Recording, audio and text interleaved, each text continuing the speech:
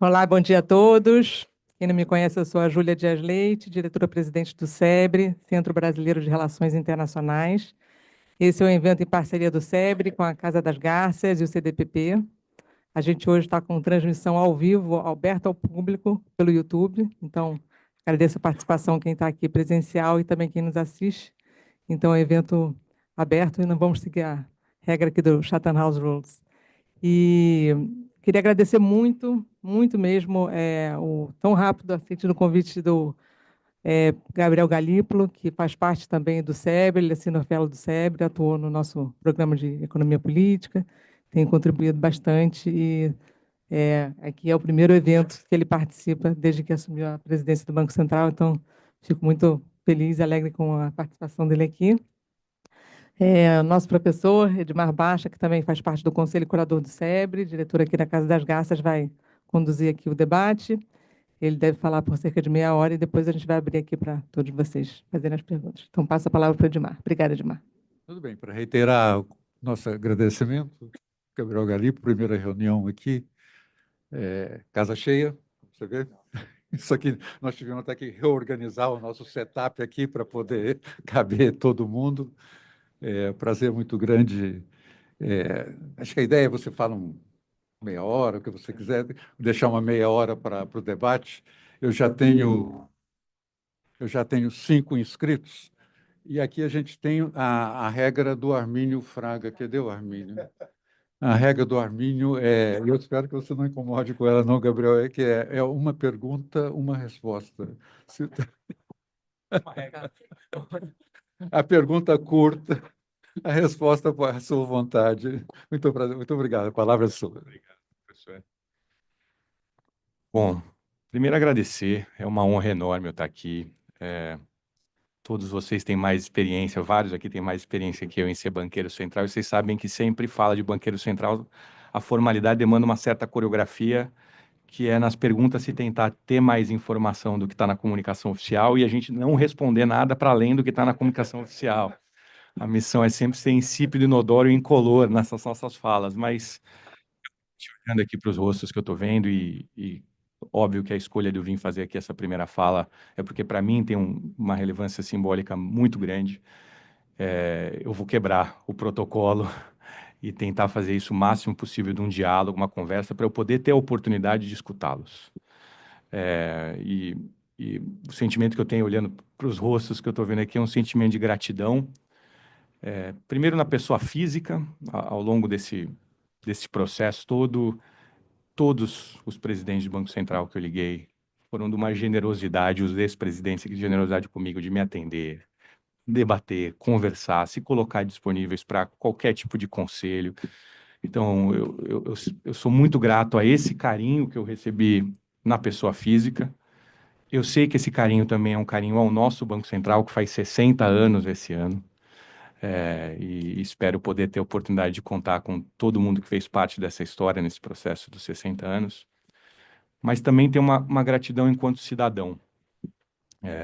Porque eu tive recentemente em Londres, fui falar em Londres, e antes da fala eu passei por uma dessas instituições financeiras grandes, e aí eu passar pela mesa que cuidava de Brasil, um cara, ele tinha um post-it na telinha dele que estava escrito assim: brasileiros são emotivos e reagem com visão de curto prazo. Eu fiquei irritado, obviamente, o que quer dizer que talvez ele devia ter alguma razão para eu ter ficado tão irritado do jeito que eu fiquei. E aí eu decidi mudar um pouco a minha fala a partir daquilo e fui lembrando que eu nasci em 82. E se eu hoje, a gente está chateado, incomodado, toda a sociedade, com uma inflação que está acima de 4,5%, mas não 6.700%.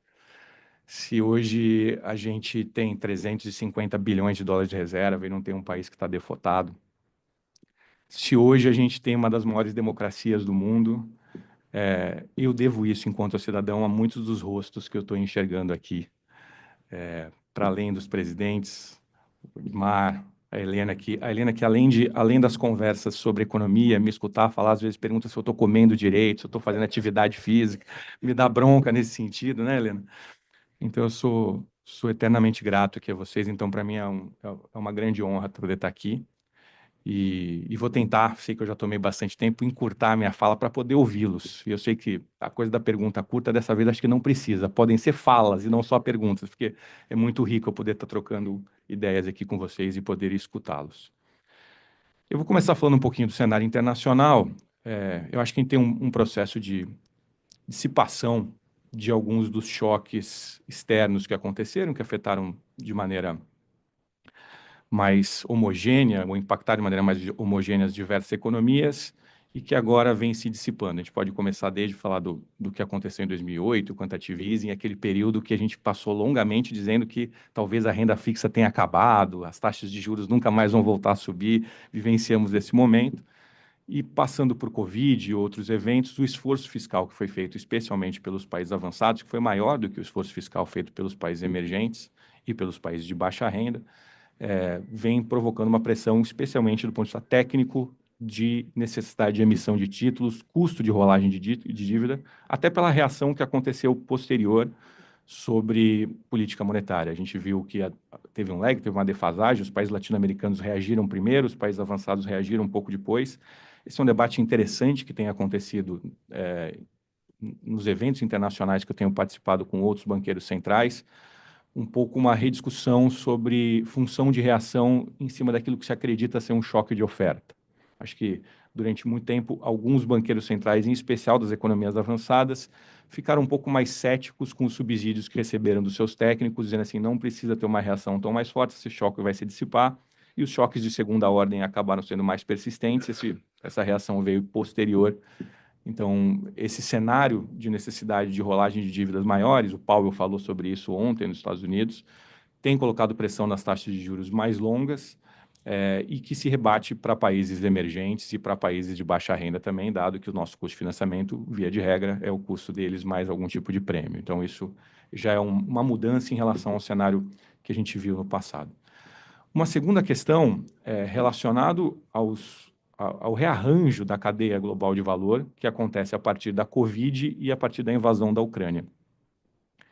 Eu acho que este rearranjo, que ficou conhecido como reshore, ou near and friendly, e todas as lógicas de você buscar restabelecer a sua cadeia global de valor a partir de países que tenham ofereçam um risco menor, seja do ponto de vista logístico, seja do ponto de vista geopolítico, ele aconteceu nesses últimos anos e talvez de maneira mais benéfica para outros países emergentes comparativamente ao Brasil. O Brasil talvez não tenha conseguido se inserir de maneira tão feliz ou aproveitar de maneira tão feliz essa oportunidade de realocação das cadeias produtivas. Destacadamente aqui a gente pode citar o México, o Sudeste Asiático, foram países que tiveram mais felicidade nesse sentido.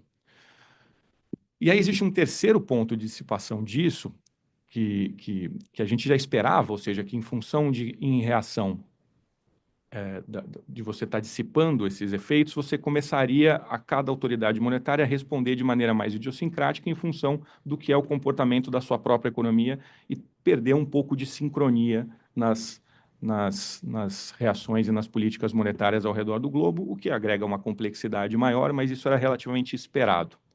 O que eu acho que surgiu de novo, que é relativamente difícil de prever, em função do que tem acontecendo após a vitória do presidente Trump, os receios relativos ao choque de tarifa mudam um pouco aquilo que a gente assistiu do ponto de vista das cadeias globais de valor. Se, por exemplo, ao longo de 2024, era bastante usual se ouvir sobre o trade onde você estaria comprado em México, MXN, e vendido em real, por exemplo, sobre a lógica de que o México se acoplou melhor à economia norte-americana e a economia norte-americana vem apresentando um desempenho exuberante. Curiosamente, parece que ao longo de 2025 a gente tem ouvido mais a ideia de que, bom, pelo fato que o Brasil não se inseriu tão bem do ponto de vista da correlação com a economia norte-americana, talvez o Brasil sofra menos no caso de uma tarifa. A ironia exatamente é essa. Baixa está rindo com razão.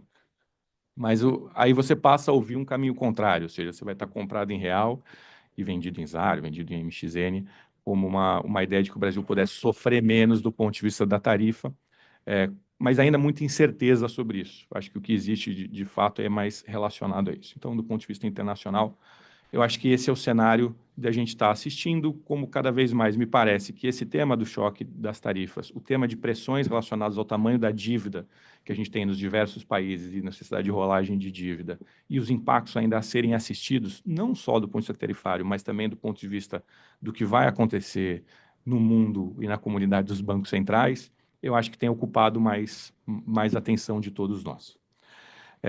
Do ponto de vista doméstico, eu vou separar aqui um pouco, um breve olhar para trás e um pouquinho prospectivo. O breve olhar para trás, nós estamos indo para o 4º ano consecutivo de um crescimento superior ao que se esperava e de um crescimento maior do que se estima ser o crescimento potencial do país. Existem várias explicações para a gente poder tentar abordar o porquê que isso está acontecendo. Uma que é bastante recorrente é imaginar que as reformas que ocorreram nos últimos anos produziram ganhos e que isso permitiu uma elevação do PIB potencial, do crescimento potencial da economia. É lógico que todos nós temos carinho por essa interpretação e desejo por essa interpretação. O FMI fez uma revisão sobre o que entende ser o crescimento potencial do país, acho ótimo, mas eu sou daqueles que acham que essa hipótese depende de mais investigação e mais tempo. Quando a gente olha para os dados friamente, eu acho que é lógico a gente imaginar que as reformas produziram esses tipos de ganho, acho que é absolutamente lógico, mas olhando para os dados é difícil você encontrar evidências de ganhos de produtividade para além do setor agro. Eu acho que a gente tem alguma dificuldade de encontrar evidência sobre isso, por isso consumo essa hipótese com um pouco de parcimônia aqui. Uma segunda questão, obviamente, é o tema fiscal. Aí no fiscal acho que tem uma fragmentação, uma bifurcação. Existe o tema dos precatórios, que eu lembro, começa a discussão sobre precatórios logo quando eu chego no BC.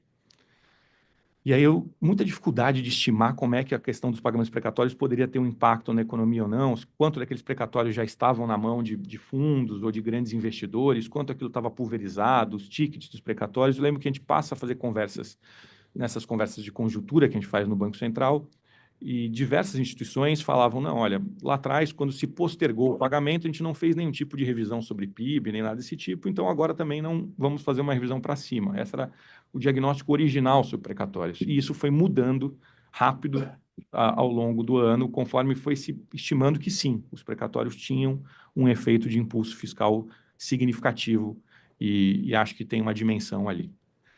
E o terceiro, que me parece estar relacionado com a composição, vamos dizer assim, da política tributária e fiscal ao longo de 24.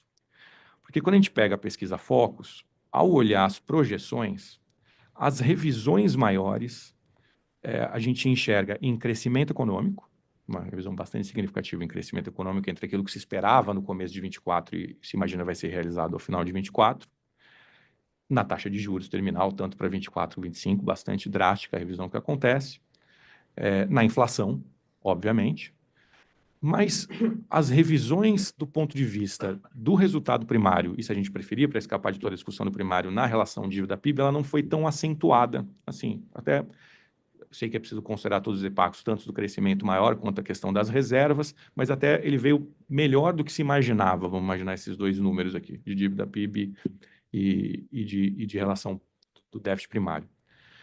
E aí, o que eu suponho é que provavelmente para um mesmo nível de gasto fiscal, que já se imaginava, vamos imaginar no começo do ano, você acabou produzindo provavelmente um impulso maior do que se imaginava, né?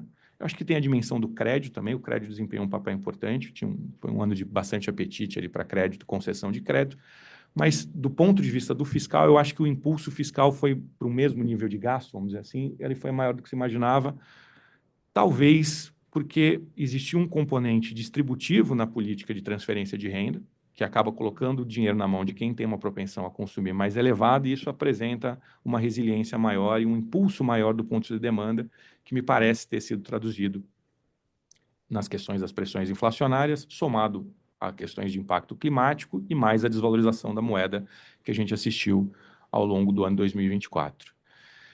Nesse cenário, a gente praticamente gabaritou todos os itens de livro-texto para você iniciar um ciclo de alta de juros, né? Então, a gente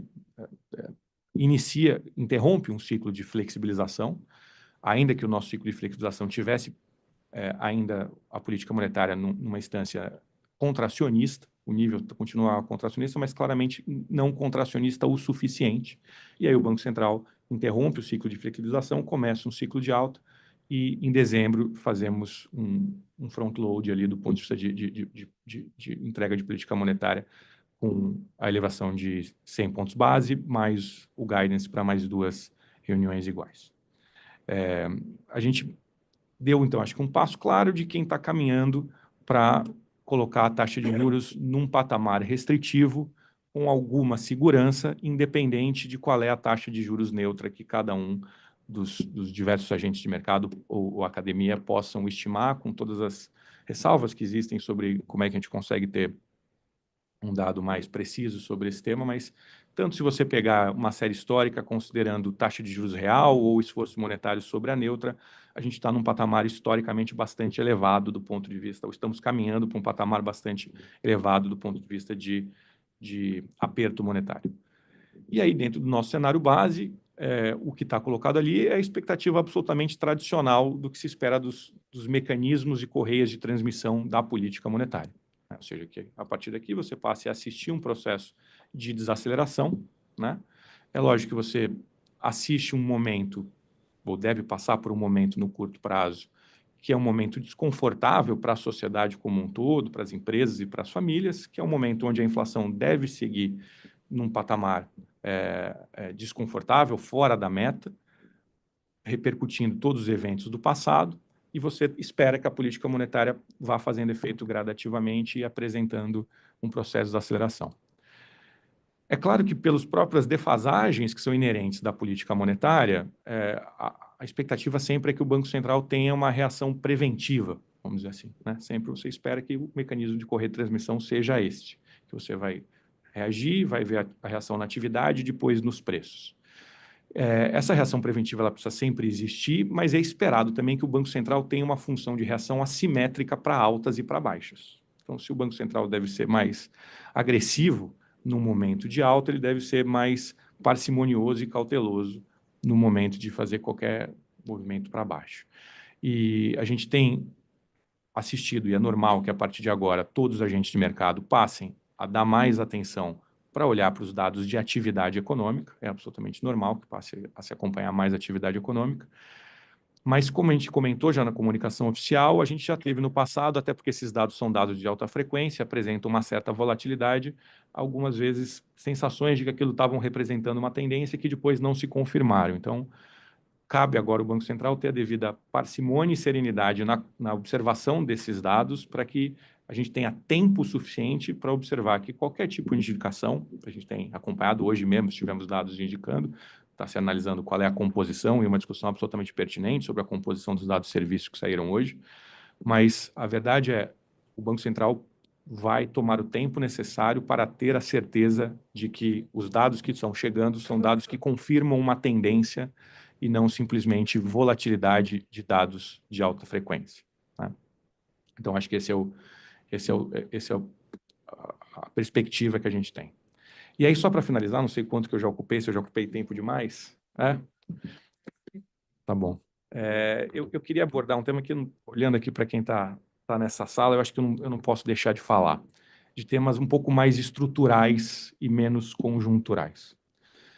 Mas se relaciona com o que eu acabei de falar da política monetária. É óbvio que, nestes momentos, especialmente quando você espera, que é natural para a política monetária, um período onde você vai conviver com uma inflação num patamar fora da meta, desconfortável, e um cenário de expectativa de desaceleração de atividade, eu acho que é normal que vão surgir discussões, como sempre, sobre a questão do patamar da taxa de juros no Brasil. E eu realmente acho que a pergunta sobre o patamar isolado da taxa de juros não coloca o problema nos termos corretos. Para mim, a pergunta que é sempre feita quando a gente viaja e está fora, é o Quasimodo brasileiro, ou o besouro brasileiro, que pelas leis da física não devia voar, mas voa, como é que é possível você ter ou conviver, não agora, mas durante várias décadas, com uma taxa de juros que é, comparativamente aos pares, elevada, e ainda assim está com a menor taxa de desemprego da série histórica que a gente tem, ou como é que a gente tem um nível de ocupação de serviço como a gente teve, batendo o máximo da série histórica também, a indústria no máximo da capacidade instalada nos últimos 11 anos, e assim sucessivamente vários dados que informam para a gente que a economia está, sim, mais aquecida, mesmo com uma taxa de juros num patamar restritivo, que muitas vezes, para quem vê de fora, um patamar restritivo que soa dissonante, vamos dizer assim, né? E aí, a minha sensação que ao longo dos anos, e não é a mesma discussão que a gente assiste hoje lá fora sobre discussões de canais de transmissão de política monetária pós-Covid, por exemplo. Eu estou falando de uma coisa de uma série histórica mais longa, de uma janela histórica mais longa. Eu tenho a sensação de que ao longo dos anos, diversos setores da economia e da sociedade foram desenvolvendo vacinas, por falta de um termo melhor, para aprender a conviver com juros mais altos, né? Para poder não correr o risco de duration, para que você muitas vezes não tenha um ativo que vai estar não tendo o efeito renda ou riqueza quando você sobe os juros você consegue se defender recebendo os juros da policy rate. Você vai ter muitas vezes canais de transmissão para as famílias que não se dão da maneira tradicional, seja porque a taxa de juros da principal dívida dela, que costuma ser imobiliária, não está diretamente tão relacionado com o ciclo da política monetária, ou porque o empréstimo de alto custo é bastante presente no crédito e ele é menos sensível à política monetária, seja porque também empresas, seja no setor agro, indústria, serviços, conseguem também ter acesso a linhas de crédito que são às vezes inferiores ou descoladas da política monetária. Então, aí eu acho que tem um desafio quase que geracional, né? Como é que a gente normaliza a política monetária no sentido de limpar canais de transmissão da política monetária, dado que ao longo dos anos me parece que foi se construindo mecanismos de reduzir a sensibilidade para diversos setores sobre a política monetária, o que vai demandando doses cada vez maiores do remédio, e existe um setor que não tem proteção para esse remédio, que é o Tesouro Nacional. Esse não tem, esse paga na veia. E quando você está falando com níveis de dívida diferentes, isso passa a ter limites distintos para você conseguir conviver com isso. Então, acho que essa é uma questão que, se a gente fosse destacar e olhar bem de longe a literatura econômica brasileira e a economia brasileira, você consegue ver de maneira destacada 3 fases ali, né? O primeiro momento ali da questão da discussão da industrialização e superar de ser uma grande fazenda de café, a questão da inflação. Eu acho que esse é um desafio geracional também nosso. Como é que você normaliza os canais de transmissão e a política monetária nesse sentido? E, diferentemente dos outros casos, que mentes geniais conseguiram pensar em algo que dava uma resposta que tinha um efeito rápido, eu costumo fazer a analogia com esse caso meio como, para pegar as broncas que a Helena me dá aqui, manter a forma física. Vai ter que se alimentar direito durante vários dias e fazer atividade física durante vários dias, e se você descuidar uma semana, volta tudo para trás. Vai ser um trabalho de persistência. Eu acho que não tem uma bala de prata para a gente conseguir endereçar esse problema. Um segundo tema também, que é um tema que começa na agenda do Armínio, relacionado à questão do spread bancário, eu acho que hoje o tema, para mim, de abordagem está bastante relacionado com a participação do baixo custo e do alto custo no crédito. Eu acho que o crédito rotativo ele é usado de uma maneira aqui no Brasil como se ele fosse um crédito disponível para o tempo todo, uma renda das pessoas ali. Ele não é para isso, ele é uma utilização inadequada. E a gente precisa pensar como é que a gente consegue aumentar a colateralização, como é que é possível ampliar a participação do crédito colateralizado. Acho que existem diversas inovações, a gente pode falar depois, que estão na agenda do Banco Central, que podem contribuir para isso, mas também não tem uma bala de prata. São inovações tecnológicas, são questões de avanço legal, mas conseguir crescer isso não tem nada a ver com política monetária, isso é uma questão estrutural, com o crédito colateralizado, para que o baixo custo ganhe participação relativa também. Eu acho uma das agendas mais importantes que tem para a gente. Um terceiro tema é o Banco Central produziu, ao longo dos últimos anos, na agenda dos vários presidentes, revoluções no mercado financeiro. Foram grandes inovações que aconteceram, se criou toda uma fauna e flora nova de participantes, que foi muito relevante e importante para o mercado financeiro brasileiro. Isso melhorou a vida das pessoas, o Banco Central entrou na vida cotidiana das pessoas, né? Isso facilitou negócios, facilitou empreendedorismo, facilitou transações, inclusão financeira, tudo isso aconteceu com essa agenda do Banco Central, mas eu realmente acho que a gente não conseguiu fazer a correspondente evolução do arcabouço institucional e legal do Banco Central para que o Banco Central tenha as ferramentas adequadas para acompanhar as transformações que aconteceram no mercado financeiro, né?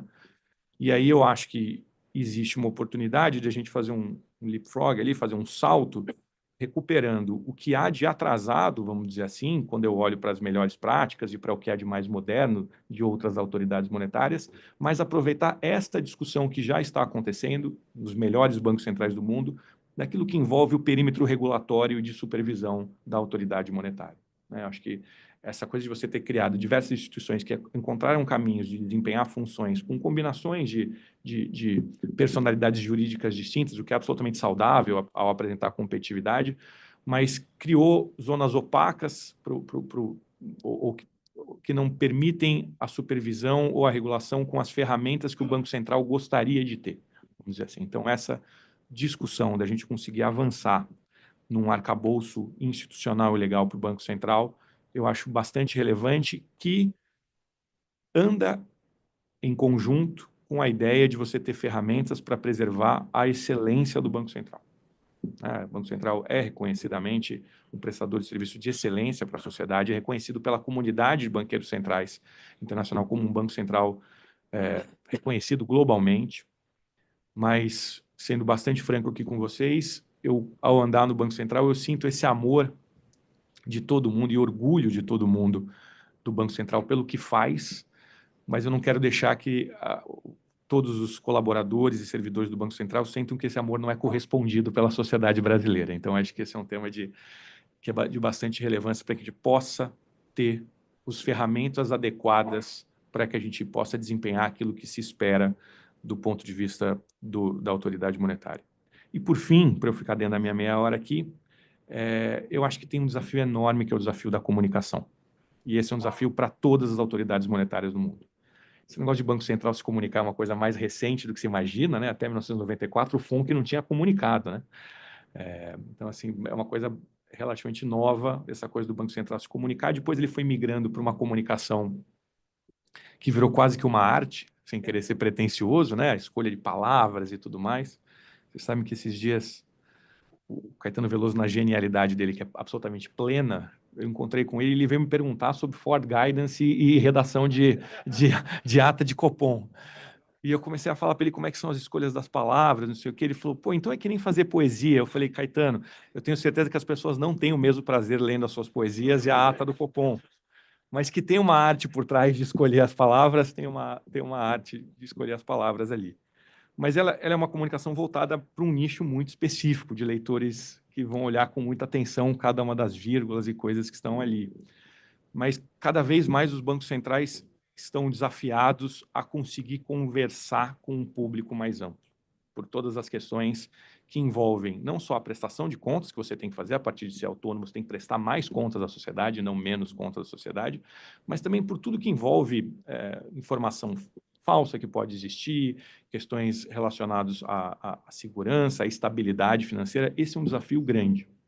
A gente tem visto outros bancos centrais tentarem várias coisas. O Banco Central da Suécia, por exemplo, responde o antigo Twitter, o X, o presidente, 1 hora por semana. Na Coreia existe um negócio que eles chamaram de amigos do Banco Central, que colocam alguns influenciadores, que eles dão um selo. Existe uma medida que o Banco Central de Hong Kong faz, que eu prometo para vocês que não vai acontecer, que é o presidente do Banco Central cantar jingles. Eu garanto para vocês que vocês não correm esse risco aqui. Mas essa dificuldade da comunicação cidadã, ela é especialmente, eu acho que é uma dificuldade para todo mundo hoje no mundo. A comunicação mudou de maneira muito rápida, mas para o Banco Central é muito difícil, porque você tem dificuldade de separar os canais, né? É muito difícil separar os canais de comunicação, o que se espera do que é a comunicação oficial e tradicional do Banco Central para aquela comunicação que tem capacidade e alcance na população. Então, eu enxergo que esses são um pouco dos desafios que a gente vai ter pelos próximos anos. A gente tem trabalhado dentro dos planejamentos ali do Banco Central e não podia me furtar tendo uma oportunidade de ter aqui esse diálogo com vocês, de poder externar justamente para poder ouvi-los. Eu vou tentar parar por aqui para justamente poder me aproveitar e ganhar tempo de vocês. Obrigado.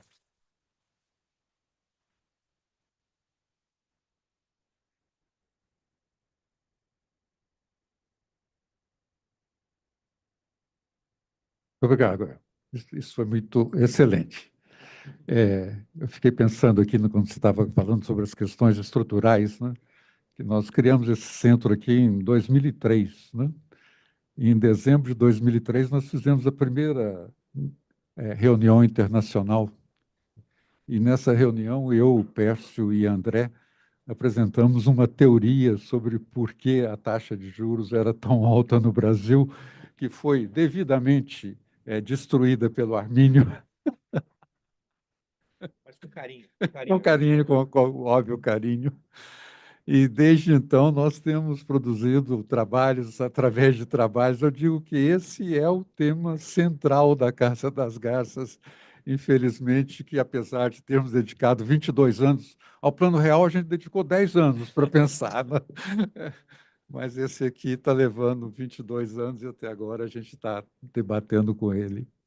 Não sei se o Armínio vai querer falar sobre isso, mas eu tenho duas perguntas. As perguntas que eu tenho já pré-determinadas aqui, obviamente, tem uma minha, tem outra do Pércio Arida, que estaria aqui, e, infelizmente, ele não pôde viajar, me disse que, se ele estivesse aqui, ele iria fazer uma tal pergunta para você. Eu tomei a liberdade de fazer a pergunta em nome dele, e essa era a primeira pergunta de Pércio Arida, que está nos ouvindo aqui, lá de São Paulo, né? Nas intervenções cambiais de dezembro, que foram muito bem sucedidas, dólar hoje a 5,77, aliás, está 5,76, acabei de olhar aqui. O BC fez leilões de linha e de vendas de spot. Qual o raciocínio para fazer um e outro? Remessas definitivas atendidas via spot, leilão de linha para remessas de dividendos motivadas por taxação.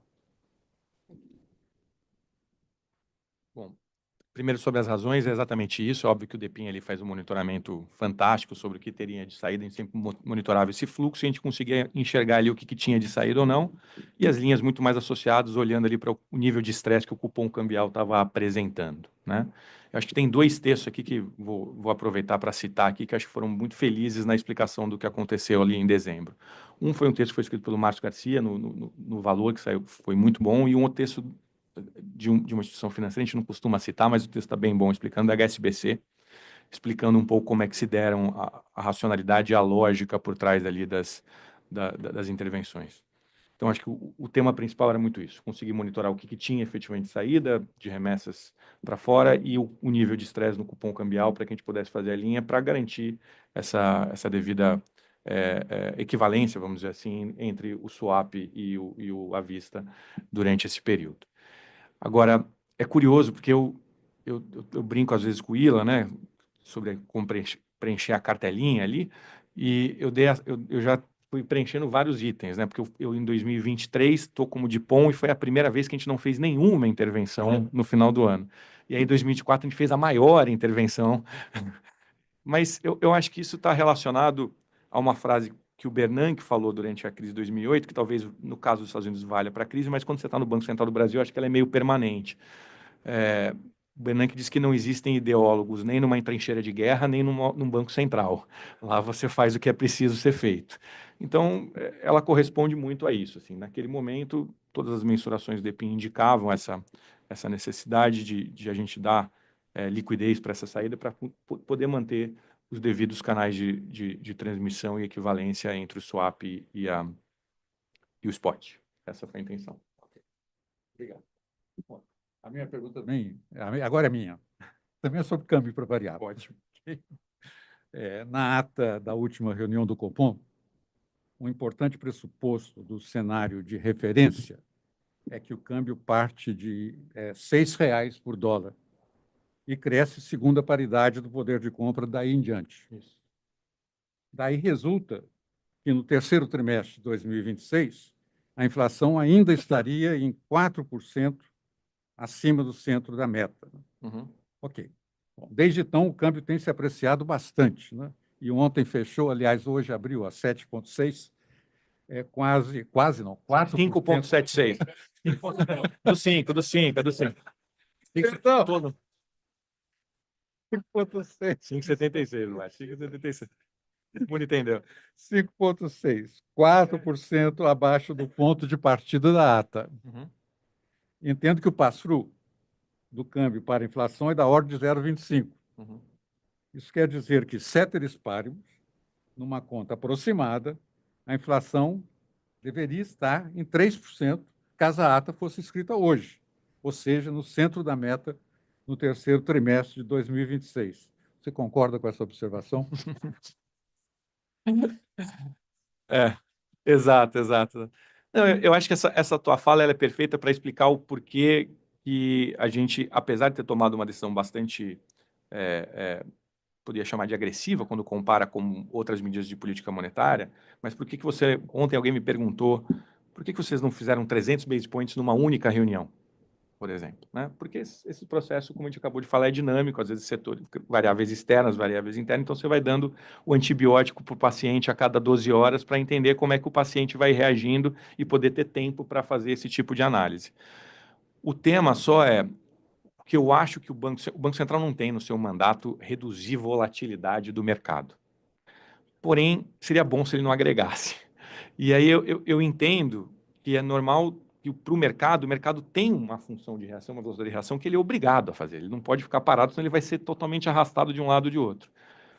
Mas se o Banco Central, para usar uma expressão lacaniana aqui, entrar nesse estádio do espelho, sem saber quem é ele e quem é o outro, ele vai fazer reflexos que vão repercutir e amplificar esta volatilidade. Então, é bastante importante que o nosso tempo seja um tempo de poder analisar como esses dados vão se depurar e andar ao longo do tempo, e não fique produzindo mudanças de direção de maneira muito brusca.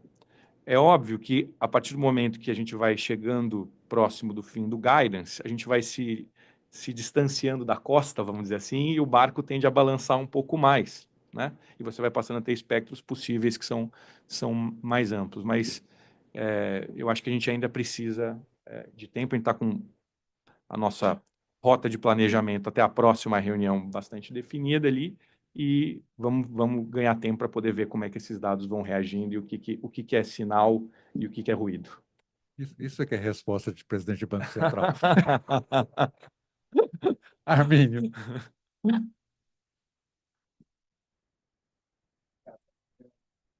Grande te ver aqui, rever essa agenda que avançou muito ao longo dos anos, mas ainda tem bastante a percorrer pelo...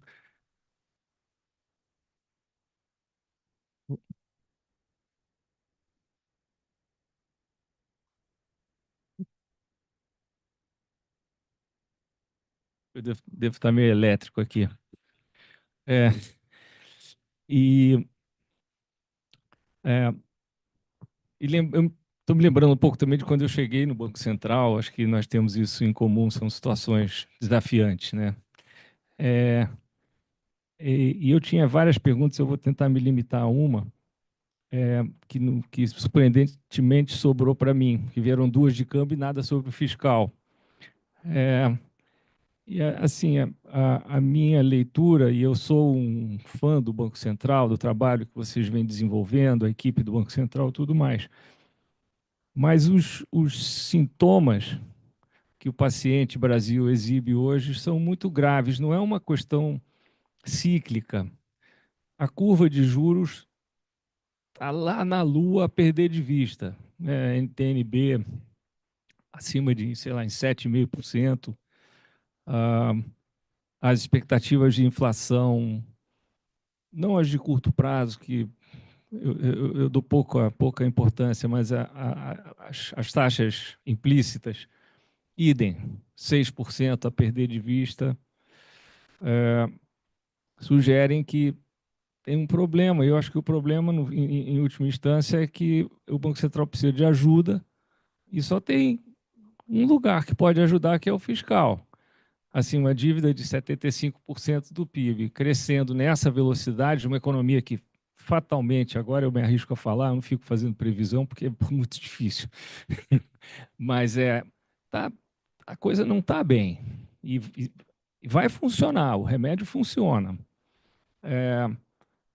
Então, acho que assim, você como presidente do Banco Central vai comer um suco aí de amargo. Agora, você como uma pessoa de confiança das altas autoridades do nosso país, talvez possa convencê-lo de que não tem mágica e que isso que aconteceu até agora foi muito bom, o desemprego está baixo, é um sonho, mas agora a festa meio que acabou. Não é um problema de comunicação. Eu vi outro dia um político importante, casado ou namorado de uma política importante, dizer que agora com a chegada do Galípolo a comunicação vai melhorar. Falei, ó, desculpa, o Banco Central não faz milagre, né? Então, enfim, eu sei que é difícil comentar, mas isso precisa acontecer. Eu acho que o paciente está eu considero que o paciente está na UTI. Não precisa nem entrar na discussão se é ou não dominância fiscal. Acho que isso é muito, muito acadêmico. O mix macro precisa mudar.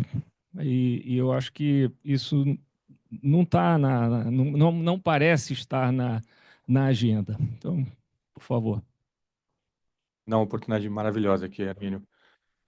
O primeiro tema é essa fala que você fez sobre o remédio vai funcionar.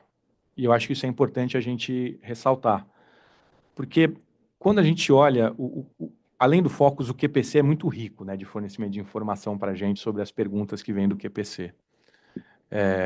E quando você olha, todos, ou a maioria, sinalizava sim essa expectativa de que, caminhando a taxa de juros para o patamar contracionista, para que ela está se movendo, sim, você vai assistir uma desaceleração da economia. Ou seja, é uma discussão menos sobre se o canal da política monetária está funcionando ou não, mas aí quando você enxerga as outras expectativas, as outras projeções e variáveis, tem algo que é um pouco puzzle para a gente, um pouco quebra-cabeça, que é óbvio que o Banco Central, como a gente acabou de falar, tem que ser sempre preventivo pelas próprias defasagens que são inerentes da política monetária.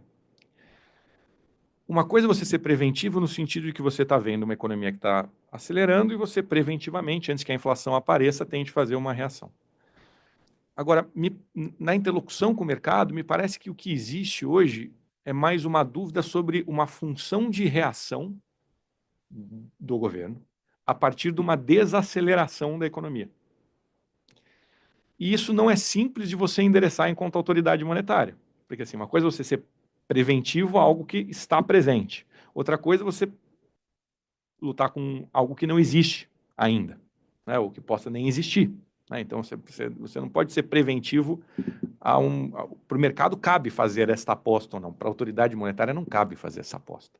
Não cabe. Então, assim, mesmo quando se tentou discutir sobre esses temas, me parece ser de uma maneira menos clássica de literatura ali e muito mais de você entender o que pode acontecer partindo do pressuposto que você sublinhou bem. O remédio vai funcionar. O remédio, o Banco Central tem as ferramentas para colocar a taxa de juros e mostrou que tem condições de colocar a taxa de juros num patamar restritivo e seguir nessa direção. O tema acho que está relacionado com isso que você comentou e, como você bem colocou, sobre qual é o melhor mix de política macro para o país, para o paciente. E para o Banco Central, acho que também, especialmente para mim, aqui movido pela intimidade aqui, abrindo bastante o coração, eu acho que tem esse desafio pessoal mesmo, que é encontrar o limite, a medida certa, do que cabe à autoridade monetária falar, e disso eu não posso me queixar. Eu tenho tido espaço e voz para poder falar sobre o que eu imagino que vai acontecer com o mercado, e tentar traduzir, explicar por que está acontecendo com o mercado e o que está acontecendo com o mercado, explicar como que os preços estão reagindo, os ativos estão reagindo. Eu me sinto absolutamente contemplado de ter espaço para isso. Aí tem uma segunda variável, que é aonde para institucionalmente a função do Banco Central. E esse realmente, como você bem colocou, faz parte do desafio para você não cruzar uma linha e não transcender o que é o quadrado ali da autoridade monetária. Mas eu acho que você colocou o tema de uma maneira que são realmente os temas que a gente tem que esgrimar agora. Galípolo, excelente apresentação, prazer tê-lo aqui conosco. Eu acho que lhe contei uma vez, um evento que você participou, um almoço promovido pelo SEBRE ano passado, da uma experiência que o Stanley Fischer, que é conhecido de vários aqui presentes, você deve certamente conhecê-lo também, mencionou da sua primeira reunião quando ele assumiu a presidência do Banco Central de Israel. Ele disse que, naquela época, a decisão era monocrática do presidente do banco. Ele ouvia a sua diretoria, depois, à luz do que eu ouvi, eu decidi o seguinte. O Stanley mudou isso depois, mas na primeira reunião, quando terminou, ele disse, bom, eu ouvi aqui toda a minha diretoria e a minha decisão é a seguinte, vamos esperar a próxima reunião, que pode ser que ali as coisas estejam mais claras. Aí o seu vice-diretor, acho que se o nome dele agora é Mr. Chairman, as coisas não estarão mais claras na nossa próxima reunião. Elas continuarão um pouco claras, mas de uma maneira totalmente diferente do que está agora. Então, eu digo isso que eu queria pegar um comentário sobre o grau de... Olha, quem tinha alguma dúvida, ficou claro que depois das últimas 3 semanas e para o próximo quadriênio, o mundo se tornou muito mais eivado de incertezas e perigos, em várias dimensões da palavra, inclusive na área econômica que nós estamos falando aqui também. E eu acho que, nesse contexto, a responsabilidade, e aí de governos em geral, o nosso não é exceção a isso, é de procurar, em verdade, o melhor dos seus esforços, isso se aplica ao Banco Central, e acho que vocês têm feito um trabalho muito importante a esse respeito, mas acho que se aplica ao governo também. O governo tem que ter um enorme esforço, que é mais de comunicação, é de reflexão interna, para procurar reduzir um pouco a taxa de incertezas que agregam maiores dificuldades, inclusive para o próprio desempenho das funções do Banco Central. O Winston Fritz me mandou recentemente 2 linhas singelas de um tweet do presidente Trump. Eu não sei se você chegou a ver, em que ele diz o seguinte, eu vou ler aqui, são 2 frasezinhas que eu acho que escondem mais do que revelam, mas a primeira das frases é Our country debt crisis cannot be solved by tax increases. E a segunda é We must cut government spending. Eu acho que o que o Trump quer dizer com não pode ser resolvido por aumento de tributação, o que ele quer, na verdade, é prorrogar a redução de impostos, principalmente sobre empresas, que ele conseguiu no seu primeiro mandato e que expiram nesse ano. Ele quer dizer, olha, não pode expirar, tem que continuar a redução. E é muito mais isso do que preocupação com não ter aumento de impostos em geral. É não permitir que ela deixe de existir a redução que já tinha sido feita lá. E na segunda frase, o must cut government spending, eu vejo que o Elon Musk, o Ramaswamy, e agora o novo personagem, que acaba de assumir a direção de orçamento nos Estados Unidos, tem um nome lá que eu não decorei ainda, mas chama-se... que disse ontem, na sua apresentação ao Senado, a sua passagem pelo Senado, chama-se Russell Vought, é o novo Budget Director. E, uma certa altura, tem um tema que diz respeito a vocês, no Banco Central. Ele diz o seguinte sobre o Banco Central, a crítica. I do not understand who controls the Fed. Where does their authority come from? Are they speaking directly to God? Esse é o cara falando no Congresso americano. Dá uma... E como eu já ouvi o presidente Trump dizer que ele vai exigir que o Fed reduza a taxa de juros, pedindo que o Powell deixe de continuar a presidência, o mandato do Trump vai até 2027, se não me engano, então até lá não nada a fazer. E o Fed tem um estatuto, tem uma dependência, uma lei que o Congresso tem que mudar para que o Trump possa interferir no Banco Central. Mas como o exemplo do Trump é seguido com atenção, o que ele faz, o que ele diz que vai fazer ou promete fazer, eu queria saber se você, olhando o contexto internacional e o seu rebatimento aqui para o contexto doméstico, à luz de perguntas que já foram feitas, e uma pertinente que será feita a seguida pelo Vinícius Carrasco, se você não poderia falar, eu sei que é delicado, um pouquinho mais sobre as corresponsabilidades que outras esferas, outras instituições do governo, para além do Banco Central, que sempre fará, não tenho dúvida, você fará no Banco Central aquilo que precisa ser feito à luz das circunstâncias, levando em conta o conselho do Fischer. Mas o resto do governo, e aqui eu não eximo ninguém de responsabilidades, inclusive da responsabilidade maior, precisa e deve ter uma percepção mais ou menos clara do grau de incerteza e de perigos que o mundo, e por conseguinte o Brasil, está vivenciando e continuará vivenciando pelos próximos 4 anos. E eu não sei se se é claro, se o Banco Central hoje tem o respaldo que deveria ter da condução da política fiscal à luz das circunstâncias domésticas e internacionais e a sua interação. Você montou muito bem. O nosso custo aqui na verdade, influenciado pelo que vai acontecer com a relação ao dólar, né, que é a trajetória de juros do Fed nos Estados Unidos. Se você pudesse fazer um comentário, porque o tempo está ficando curto, então talvez fosse bom o Vinícius já fazer a pergunta dele, tenho certeza que é pertinente. Ah, não é o Vinícius ainda? Regra do Armínio, regra do Armínio. Ah, é do Armínio. Tá bom, então eu paro por aqui, você pode responder no final, depois que todo mundo tiver falado. Não Jamais, precisa me responder para mim, pessoalmente, não. jamais, mano. Não, você tem toda a razão sobre a questão do nível de incerteza ter crescido tanto. Eu acho que tem duas dimensões da comunidade de banqueiros centrais e toda a questão geopolítica, vamos dizer assim, que elas se tocam e realmente uma percepção de uma esquina do mundo, vamos dizer assim, né? Eu acho que do ponto de vista dos Estados Unidos tiveram para a comunidade financeira internacional sinalizações que foram importantes, recentes. Você sabe bem, ministro, o Banco Central do Brasil participa do Conselho do Board de Basileia. O comuniqué recente reforçou o comprometimento por parte dos Estados Unidos com Basileia III. Então, isso foi um movimento bastante importante. Mas, relacionado aos temas de sustentabilidade, por exemplo, que é um tema cada vez mais crescente, cada vez maior e mais presente na discussão de como isso entra no mandato das autoridades monetárias. E é uma discussão bastante acalorada. Muita gente diz assim, isso não é nosso mandato, isso não tem nada a ver, e muita gente diz, bom, mas a gente vai ser afetado por isso. A transição climática vai ser afetado também. Isso, eu acho que provoca, emula ou reflete como é que vão se dar essa recomposição. Se eu falei de recomposição de cadeias de globais de valor, também há uma recomposição daquilo que a gente pode chamar de uma aliança global que sustenta alguns conjuntos de valores que eu acho que nós aqui no Brasil compartilhamos, né? Seja do ponto de vista democrático, seja do ponto de vista de comércio, seja do ponto de vista de ter um level playing field no mundo como um todo, né? E aí eu acho que para a gente tem uma relevância grande a aproximação com a Europa, acho que é muito importante.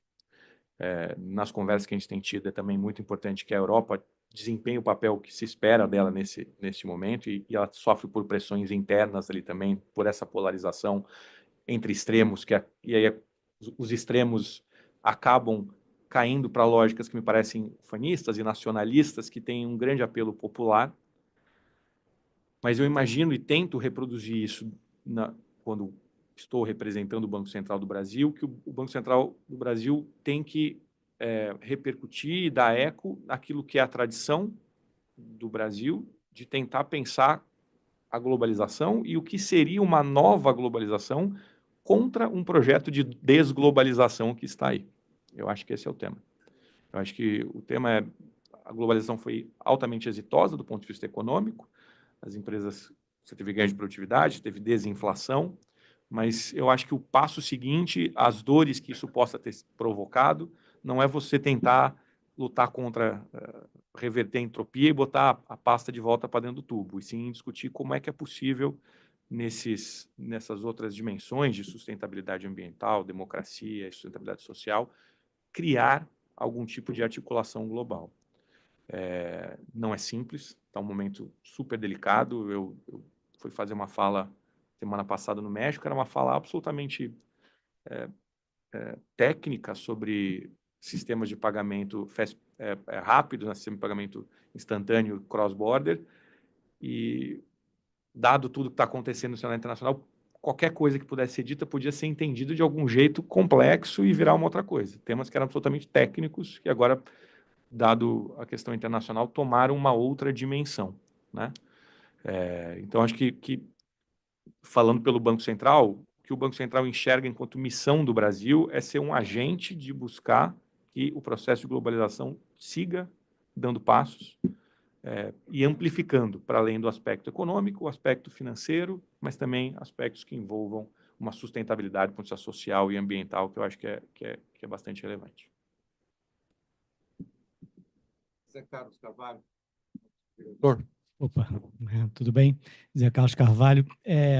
Tem uma homenagem aqui à grande quantidade de paz do Plano Real aqui. Eu sempre lembro da história da anestesia e da cirurgia, né? Então, sempre se falou que o câmbio era anestesia e durante algum tempo, e nesse meio tempo a gente faria a cirurgia, que era resolver o fiscal, e aí sim a estabilidade teria chegado, né? E a gente entra em relapso aí frequentemente em relação a essa última consequência. Eu até, né, assim, eu acho que deveria ter até um processo de educação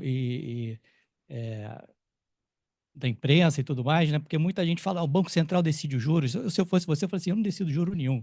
Quem decide o juro é o Tesouro, né? Eu observo a taxa natural e faço pequenos desvios de curto prazo para cima ou para baixo, e quando alguém desvia muito da taxa, que é a taxa correta, que o Tesouro decidiu qual é, dá problema, ou muita recessão ou uma inflação subindo, né? Então, assim, voltando ao ponto do Armínio, né? Eu acho que é, é, e, de novo, quando a gente viu o desvio quando que aconteceu no governo Dilma, né, e a inflação acelerou bastante, eu achei muito impressionante a velocidade com que as coisas voltaram para os trilhos, uma vez que o governo Temer falou do teto de gastos. Foi muito rápido, né? E o juro nem era tão alto, era 8% real na época do Dilma, não era tão alto. Então, a gente está, historicamente, com um juro extremamente elevado, e eu acho que a questão fiscal, né, como você mencionou na sua conversa, está na cabeça do mercado, a função-reação. Como é que vai ser a função-reação? Então, a minha pergunta é se você vê assim, alguma possibilidade de ter uma sinalização mais clara que ajude a fortalecer o instrumento que você tem em mãos, seja algum grau de desindexação de dívida. Uhum. Eu vejo, por exemplo, a questão do pré-sal, né, da PPSA. Aparentemente, eu acho que tem alguém no governo que imagina que possa fazer um gasto fora do orçamento, né?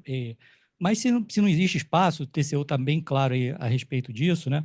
Por que não ter um decreto assim, deixando com clareza, olha, esse dinheiro aqui vai ser utilizado para bater dívida, né? Eu acho que toda aquela trajetória de dívida PIB que está subindo na trajetória de todo mundo e que afeta o seu instrumento, né? Ficaria mais calmo, diria assim, eu acho que a potência da política monetária aumentaria significativamente. Só um comentário assim sobre como você vê isso. Agradeço, e acho que o que você colocou no início sobre o quanto tempo tem esse debate é bastante relevante sobre provavelmente a necessidade que a gente tem de ter uma discussão, como você falou, você chamou de educação, mas acho que esse é um processo de a gente ter um diálogo que envolva a sociedade como um todo, especialmente os diversos poderes nesse processo, né? A gente tem, acho que ontem, se eu não me engano, acho que o senador Renan, falando sobre a questão, uma matéria que saiu relativa a que ele poder assumir a CAI ou não, falou sobre fazer um corte linear e gradual nos subsídios. Vi também o presidente Hugo Mota falar sobre isso, e o ex-presidente agora Pacheco, também antes do presidente Davi assumir, falar da disposição em que o Congresso estaria aberto para discutir temas relacionados a isso.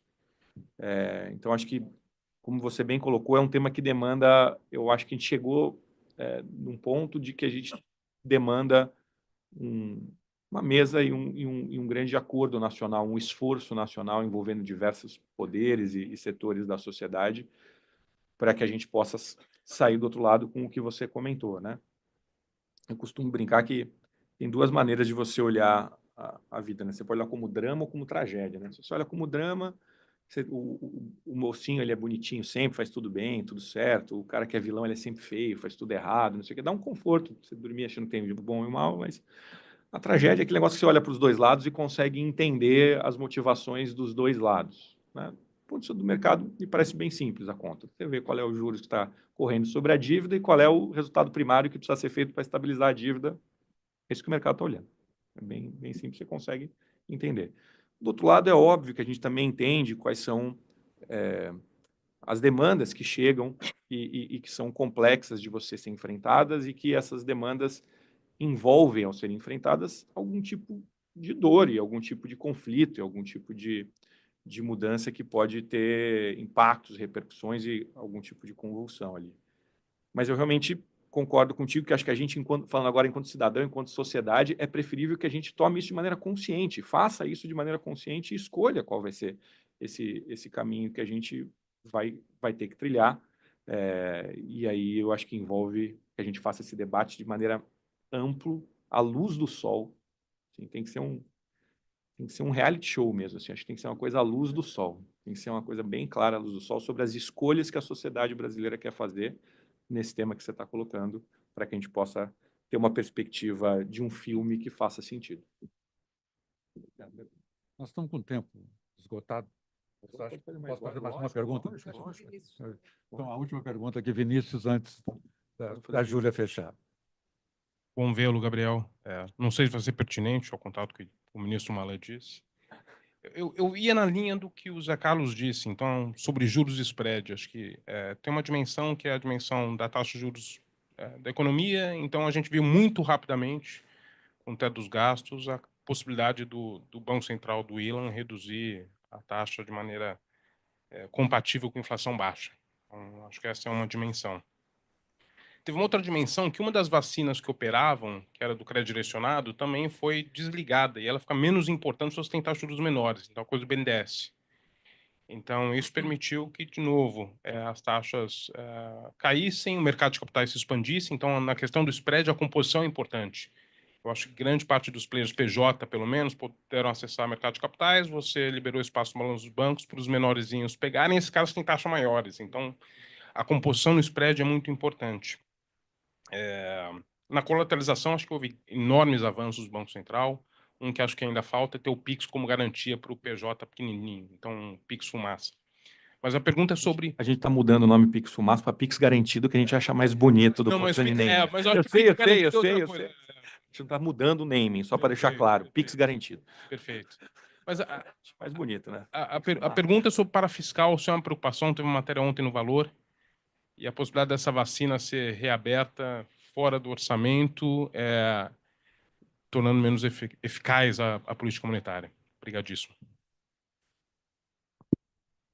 Do ponto de vista dos avanços, eu concordo plenamente com o que você disse. Acho que teve avanços bastante importantes do ponto de vista de ir normalizando a política monetária e produzindo, mas eu acho que ainda existem vários a serem feitos, dado você olhar qual é a participação que a gente tem ainda do alto custo, especialmente para as famílias e para empresas menores. Você tem razão, acho que as grandes empresas que têm acesso ao mercado de capitais encontraram ali um pool de liquidez interessante para se financiar. O tema que eu falei, que se confunde com o anterior, sobre a gente ter tipos de ativos que a rentabilidade oscila junto com a taxa de juros básica, também tem efeitos que são dúbios, né?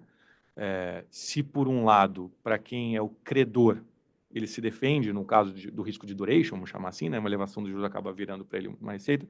Para o lado das empresas que se endividaram desse jeito, elas tendem a sofrer de uma maneira mais acentuada, né? Essa foi uma discussão, por exemplo, nos Estados Unidos, tinha muito receio de quem tinha tomado juros mais baixos no período de juros muito baixo e que teria um muro na hora da rolagem da dívida, e quando acontecesse, no final isso acabou não acontecendo desse jeito. Aqui você tem esses dois efeitos. Mas, no final, quando a gente olha para o nível de alavancagem e o nível de comprometimento da renda das famílias hoje com dívida, ele está bastante elevado.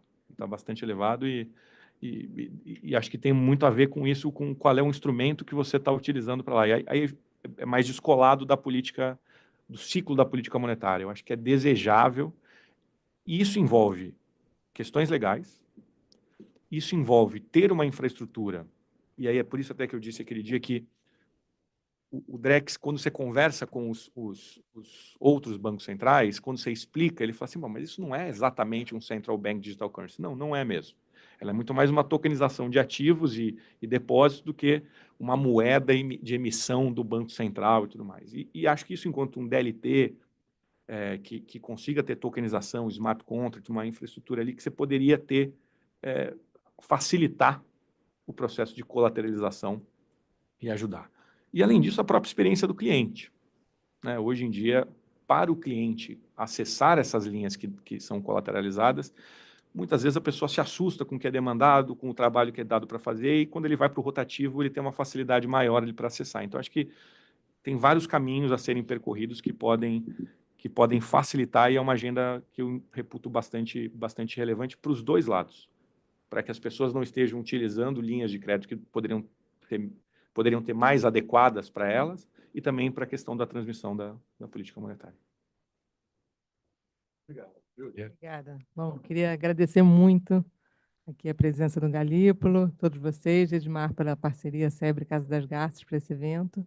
Dizer que estamos abertos para o diálogo, à disposição de você, as duas instituições, para que você quiser, desejar muito boa sorte aos desafios. Obrigado, Júlia. Antes só de terminar, eu queria só dizer uma coisa que eu estou aqui vendo várias pessoas que foram a minha bibliografia e literatura básica na formação, foram as pessoas que eu me formei em economia assistindo, e dizer o quanto que a minha admiração e o meu respeito por elas só aumentou estando do lado de cá do balcão. Seja porque eu sei cada vez mais da dificuldade que todos vocês passaram, dos conselhos que eu escuto quando eu estou com vocês, seja pelo carinho com que vocês têm me recebido e dessas diversas pessoas. O Pércio não está aqui hoje, mas eu ainda na graduação, o Pércio tinha paciência para me receber na casa dele, participar de debates, e para quem está na graduação, ser ouvido pelo alguém que é um professor é sempre muito importante. E vários de vocês passaram pelo setor público, não são mais hoje do setor público, não são mais servidores, mas eu entendo o que um dos autores que o Pércio me apresentou naquele momento queria dizer, que era o Edmund Husserl, quando ele falava de pessoas que são funcionários da humanidade.